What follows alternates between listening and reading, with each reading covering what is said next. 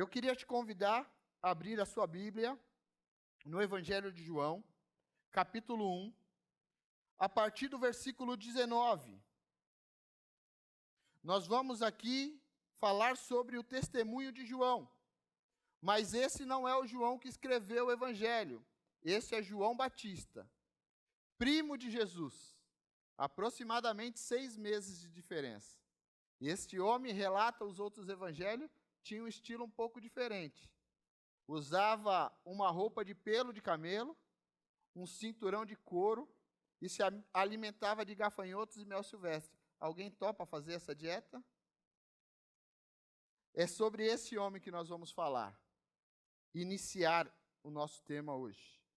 A partir do versículo 19, o texto diz o seguinte: Este foi o testemunho de João, quando os judeus de Jerusalém enviaram sacerdotes e levitas para lhes perguntarem quem ele era. Ele confessou e não negou, declarou abertamente: não sou o Cristo. Perguntaram-lhe: e então, quem é você? É Elias? Ele disse: não sou. É o profeta? Ele respondeu: não. Finalmente perguntaram: quem é você? Dê-nos uma resposta para que levemos aqueles que nos enviaram. O que diz você acerca de si próprio? João respondeu com as palavras do profeta Isaías: Eu sou a voz do que clama no deserto. Façam um caminho reto para o Senhor. Alguns fariseus que tinham sido enviados interrogaram-no: então, por que você batiza se não é o Cristo, nem Elias, nem o profeta? Respondeu João: eu batizo com água, mas entre vocês está alguém que vocês não conhecem. Ele é aquele que vem depois de mim, e eu não sou digno de desamarrar as correias de suas sandálias. Tudo isso aconteceu em Betânia, do outro lado do Jordão, onde João estava batizando. Versículo 22, que nós acabamos de ler. Que diz você acerca de si mesmo? Quem é você? Se essa pergunta estivesse sendo feita a você, qual seria a sua resposta?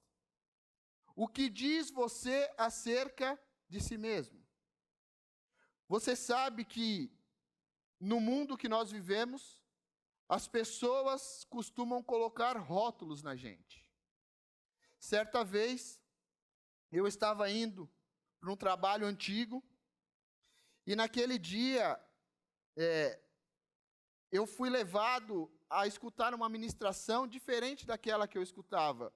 Eu gosto de aproveitar esse momento de trânsito e ir escutando algumas ministrações. Geralmente eu procuro ministrações que tenham o tempo do percurso que eu vou fazer, para não parar na metade, retomar depois, a gente perde um pouco o raciocínio. Só que naquele dia eu vi uma ministração mais curta. E falei, não tem problema, depois vai entrar outra curtinha também, e a gente chega no destino e vai dar certo.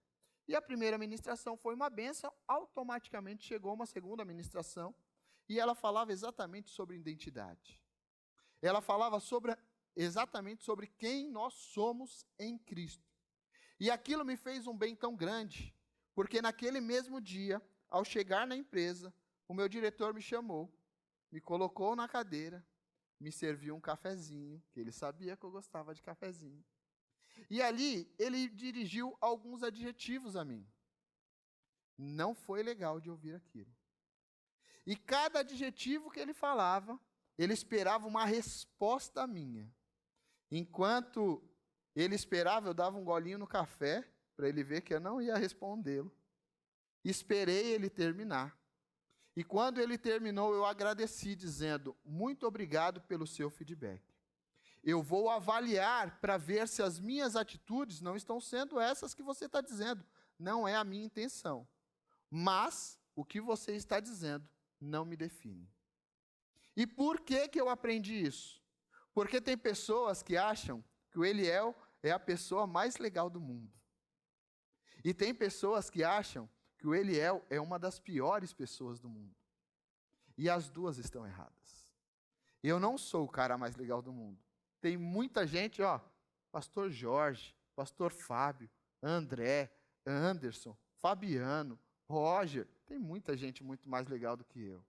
Eu sei que a pessoa que diz que eu sou a mais legal do mundo está equivocada. Mas aquela que pensa que eu também sou a pior pessoa do mundo, também está equivocada. Às vezes, quando a gente não tem uma identidade muito definida, corremos o risco de assumir o rótulo que a outra pessoa coloca em nós.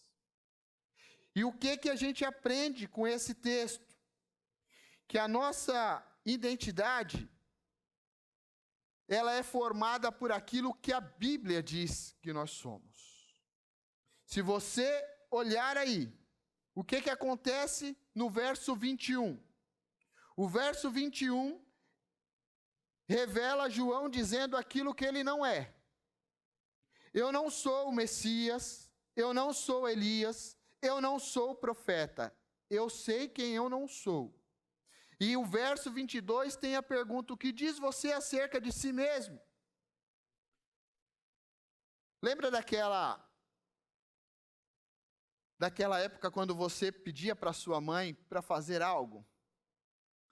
E aí você falava: mãe, posso fazer tal coisa ou ir em tal lugar? E a resposta era negativa. E aí você fazia uma réplica, né? Você dizia assim: mas todo mundo vai. Todo mundo faz. E nesse momento, as mães cheias do Espírito Santo, só pode ser revelação do Espírito Santo. O que elas diziam? Você não é todo mundo. E é importante você saber que você não é todo mundo.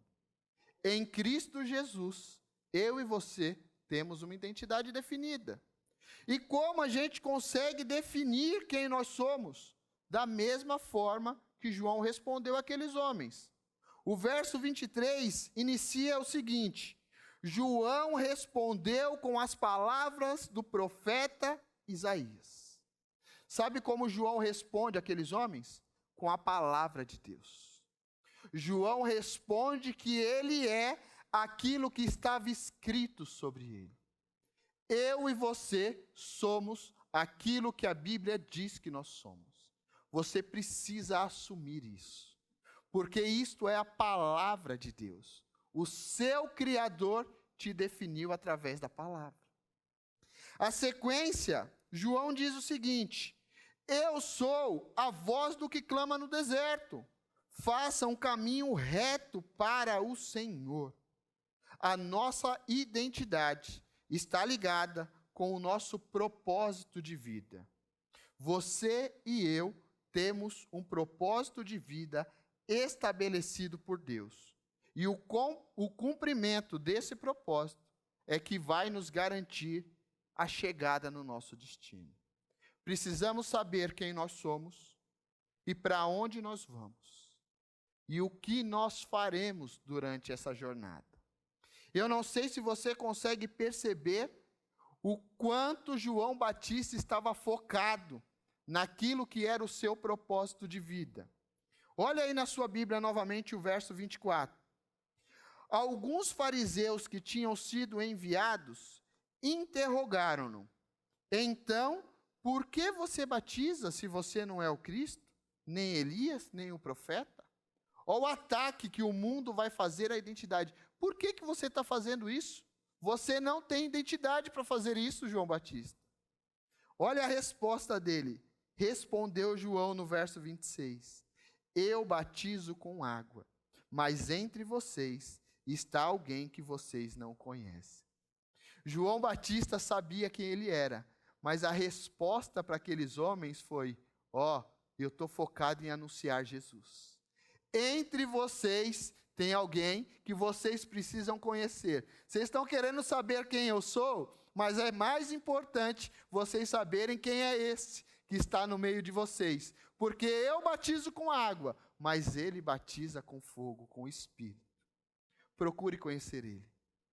É importante a gente ver esse foco de João Batista, porque João cumpriu tão bem o seu propósito, ao ponto de levar a Jesus a declarar que entre os nascidos de mulher não houve, naquele tempo, ninguém tão grande quanto João Batista. Este homem cumpriu com o seu propósito, porque ele conhecia a sua identidade. Quantos aqui querem descobrir e cumprir o propósito de Deus para a sua vida? Você quer isso? Eu também quero. Para isso, nós vamos então mergulhar no que diz a palavra de Deus sobre quem nós somos. A Bíblia diz que nós somos filhos por direito. No mesmo capítulo 1 do Evangelho de João que você está, retorne um pouquinho no versículo 11. O texto diz o seguinte: veio para o que era seu, para os judeus, mas os seus não o receberam. Verso 12. Contudo, aos que o receberam, aos que creram em seu nome, deu-lhes o direito de se tornarem filhos de Deus. Você creu em Jesus? Você crê que Ele é o Senhor da sua vida? Isto faz de mim e de você filhos de Deus. Se você ouviu ou estava aqui na ministração da semana passada, o pastor César deixou muito claro que nem todos são filhos de Deus. Todos são criaturas, indivíduos formados por Ele, mas somente aqueles que, através de Jesus, o recebem se tornam filhos.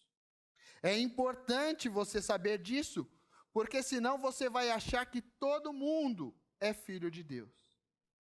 Eu tive uma experiência uma vez conversando com um colega de trabalho, aonde para ele justificar o ato pecaminoso dele, ele disse: mas eu posso fazer isso, né? Ou eu mereço fazer isso, porque afinal de contas, eu também sou filho de Deus. Esse cara estava traindo a sua família. E a justificativa era: eu sou filho de Deus, eu mereço, né? Eu tenho o direito de ser feliz também. É importante você saber que aquele que peca, que tem uma vida de pecado contínuo, não é filho de Deus. E Jesus revela quem é o pai destes. Avance um pouquinho aí, no Evangelho de João ainda, no capítulo 8. Olha o que Jesus diz daqueles que vivem uma vida de pecado, que não recebem a Jesus como Senhor e Salvador das suas vidas. Evangelho de João, capítulo 8, a partir do verso 39. O texto diz assim: Abraão é o nosso pai, responderam eles. Disse Jesus. Quem disse? Se vocês fossem filhos de Abraão, fariam as obras que Abraão fez. Mas vocês estão procurando matar-me, sendo que eu lhes falei a verdade que ouvi de Deus. Abraão não agiu assim. Vocês estão fazendo as obras do pai de vocês. Protestaram eles: nós não somos filhos ilegítimos. O único pai que temos é Deus. Disse-lhe Jesus. Quem disse? Se Deus fosse o pai de vocês, vocês me amariam, pois eu vim de Deus e agora estou aqui. Eu não vim por mim mesmo, mas Ele me enviou. Por que a minha linguagem não é clara para vocês? Por que são incapazes de ouvir o que eu digo? A revelação de quem é o pai deles está no verso 44. Vocês pertencem ao pai de vocês, o diabo, e querem realizar o desejo dele. Ele foi homicida desde o princípio e não se apegou à verdade, pois não há verdade nele. Quando mente, fala a sua própria língua, pois é mentiroso e pai da mentira. Todo aquele que vive uma vida deliberada de pecado não é filho de Deus. Afinal de contas, o que significa ser filho de Deus? Ser filho de Deus, como o pastor César ministrou e reforçou nas nossas vidas, é ter lugar à mesa. Ter filiação não tem a ver com aquilo que necessariamente nós fazemos, mas tem a ver com aquilo que nós somos. Sabe por quê? Tem uma baixinha lá em casa de 2 anos. Sabe a única coisa que ela fez nesses 2 anos? Deu trabalho. Foi a única coisa. Maria Eduarda não produziu nada ainda. Mas você deve estar percebendo que, mesmo eu falando que ela me deu trabalho, tenho um orgulho enorme de dizer que a Maria Eduarda é minha filha. Porque filho tem lugar à mesa. Eu e você, como filhos de Deus, temos um lugar à mesa com o nosso Pai. Como filhos, não podemos fazer qualquer coisa. Como filhos, não podemos frequentar qualquer lugar. Porque tudo nos é lícito, mas nem tudo nos convém. Precisamos assumir essa postura de filhos. Porque quando nós assumimos a postura de refletir o nosso Pai. Quem nos vê, precisa ver o nosso Pai. A nossa filiação precisa ser a nossa essência. Eu sou filho de Deus, e assim como Jesus falou em Colossenses 1, aliás, Paulo falou declarando sobre Jesus, dizendo, ele é a imagem do Deus invisível. Ele revela aquilo que ninguém consegue ver.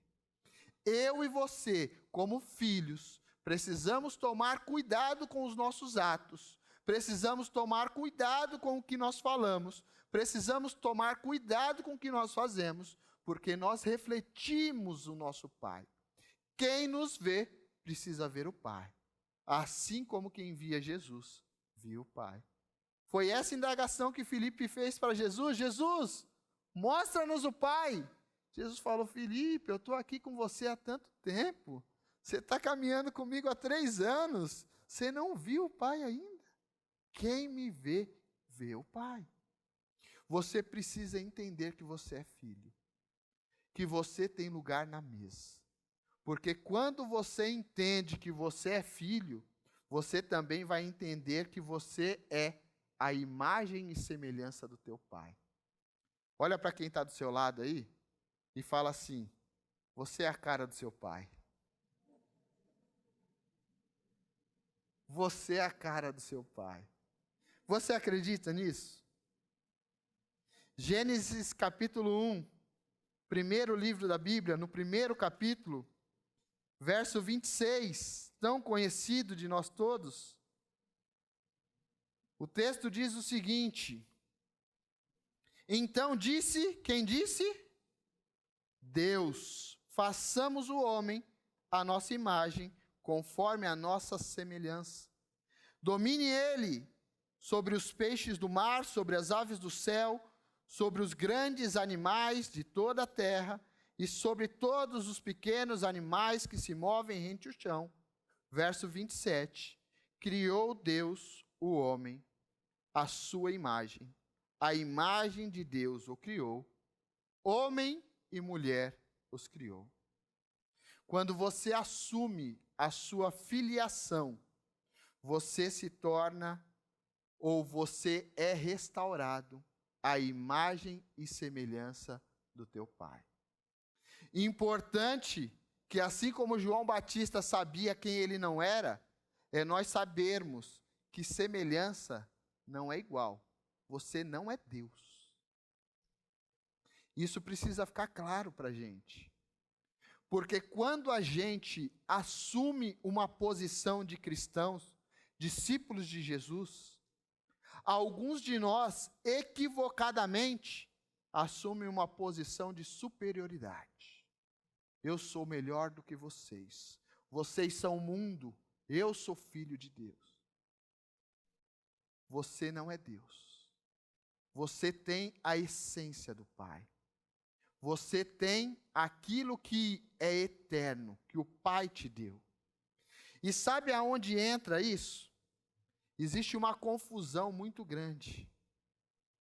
Onde a gente acha que nós somos seres carnais, vivendo experiências espirituais. onde a realidade é que nós somos seres espirituais, vivendo uma breve e momentânea experiência carnal. Isso muda tudo na nossa vida. Sabe por quê? Porque Deus é espírito e você precisa ter isso claro. Jesus, em João capítulo 4, quando ele está conversando com aquela mulher samaritana, Jesus declara no verso 24, dizendo que Deus é espírito e é necessário que os seus adoradores o adorem em espírito e em verdade. Quando você entende aquilo que tantas vezes a gente tem dito aqui, chamada tricotomia, que eu e você somos formados de espírito, alma e corpo, ou o pastor Manuel de Oliveira esteve aqui algum tempo atrás, existe uma linha de pensamento chamada dicotomia, que diz que o espírito e a alma são a mesma coisa. Não importa naquilo que você acredita. Importante é que você saiba que você tem um espírito. E o teu espírito é eterno. Por isso que a gente diz, por isso que a palavra de Deus nos afirma que o salário do pecado é a... E que morte que é essa? É uma morte física? É uma morte espiritual. É por isso que os filhos de Deus não têm uma vida deliberada de pecado. Porque o pecado tira de mim e de você a semelhança do nosso Pai. Ele mata o nosso espírito. Quando o nosso espírito está morto, a gente passa a ser governado pela carne. Avança na sua Bíblia aí. João, capítulo 6, versículo 63. Deixa eu te dar uma notícia. O espírito da vida. O espírito da vida. A carne não produz nada que se aproveite. Quando você peca, o seu espírito morre. Você perde a sua imagem e semelhança do seu Pai. Quem passa a governar a sua vida é a sua carne. Aí você vai falar igual Paulo. O bem que eu quero fazer eu não faço. O mal que eu não quero fazer, esse faço. Se faço aquilo que não quero, já não sou eu que faço, mas o mal, o pecado que habita em mim. É por isso que você precisa entender que você é um filho, à imagem e semelhança do seu Pai. E para que você caminhe com essa identidade firmada, você precisa se apegar naquilo que é espiritual. Você precisa ter vida com Deus. Você precisa buscar intimidade. Quanto mais você se dedicar a formar um espírito, a exercitar o teu espírito, a alimentar o teu espírito, mais você se torna parecido com seu Pai. Aí o que os outros vão falar de você, pouco importa. Você vai falar, eu sou filho, eu tenho lugar à mesa, e eu tenho a semelhança do meu Pai. Quem me vê, vê o Pai. O Espírito é eterno. A gente tem dificuldade de entender isso, sabia? Quando a gente tem alguma aula nos nossos cursos aqui sobre o Espírito Santo, e eu tive a oportunidade nesse semestre de ministrar a primeira aula no curso Maturidade Cristã sobre o Espírito Santo, a primeira coisa que a gente afirma é que o Espírito Santo de Deus é uma pessoa. O Espírito de Deus é uma pessoa. E sabe por que a gente tem dificuldade de entender isso? Porque a gente acha que o que nos faz uma pessoa é a nossa carne. Aí quando a gente vai num velório, a gente olha aquele corpo num caixão e fala, era uma pessoa tão boa. Ali está só um corpo. O espírito daqueles que recebem Jesus está com o Pai. Ele continua, ela continua sendo uma pessoa boa. E agora, melhor ainda, porque está com o Pai. Quando a gente entende isso, a gente entende o que muitas vezes é ministrado nesse momento, dizendo, aquele que crer em mim, ainda que morra, viverá. Eu e você somos espírito. Temos a imagem e semelhança do nosso Pai e viveremos eternamente com Ele. Amém? Terceira coisa que a Bíblia diz que nós somos. Quer dizer, então, que os meus benefícios são só para a vida futura? Não. Tem benefícios na vida presente também.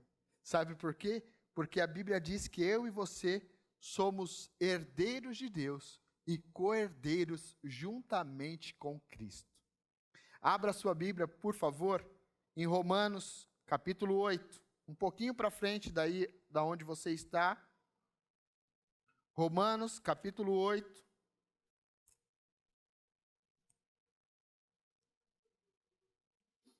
A partir do versículo 13.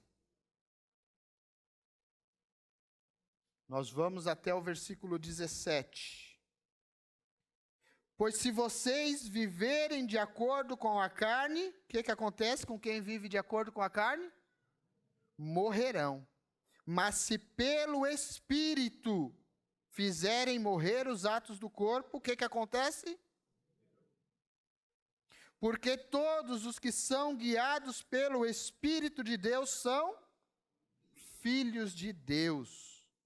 Pois vocês não receberam um espírito que os escravize para novamente temerem, mas receberam o Espírito que os torna filhos por adoção, por meio do qual clamamos, Abba, Pai.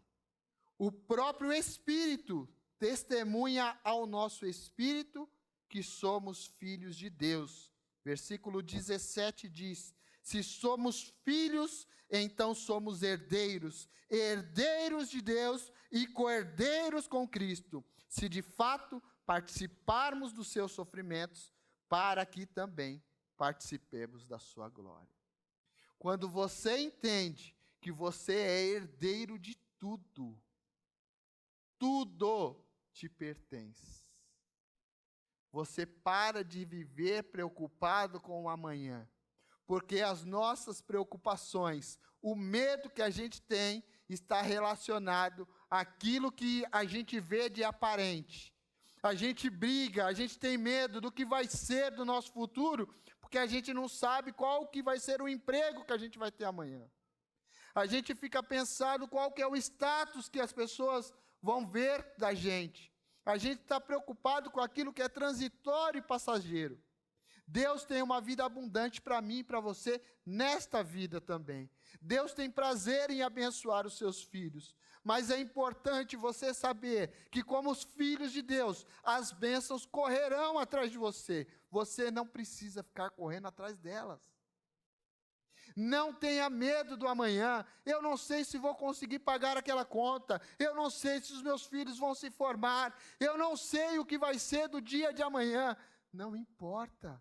Você é filho, a imagem e semelhança do seu pai e herdeiro de tudo. Não vai te faltar nada. Quando você mergulha na palavra de Deus, você vai ver quantos milagres o Senhor providenciou para os seus filhos. Se é para pagar imposto, vai lá e pega aquele peixe lá. Vai ter 2 moedas, paga a minha e a sua. Se é para não faltar o alimento, faça primeiro para o profeta. Pega lá o azeite e faça o pão para o profeta. Não vai faltar. E não faltou. E não vai faltar quando você entende que você é herdeiro de tudo. Você é herdeiro de Deus e co-herdeiro com Cristo Jesus. Nós somos filhos, a imagem e semelhança do nosso Pai, e nós somos herdeiros. Vai chegar um dia que todos os nossos sofrimentos vão acabar. Vai chegar um dia que nós estaremos com Ele, em espírito, tá? Esse corpinho aqui vai ficar, graças a Deus, né? Daria mais trabalho levar ele. Não sei se eu conseguiria acompanhar o ritmo. Mas nós vamos receber um corpo glorificado, a palavra de Deus diz. nós estaremos com o nosso Pai vivendo eternamente. Deus quer te colocar em lugares altos ainda nessa vida, sabia? Porque ninguém acende uma lâmpada e coloca debaixo de uma cama. Mateus 5,15. Mas não é isso que importa para a gente como filho. O texto do Sermão da Montanha, Mateus 5, 6 e 7, Jesus diz o seguinte, especificamente no capítulo 6, do versículo 25 ao 34. Olhem as aves dos céus. Olhem os lírios do campo.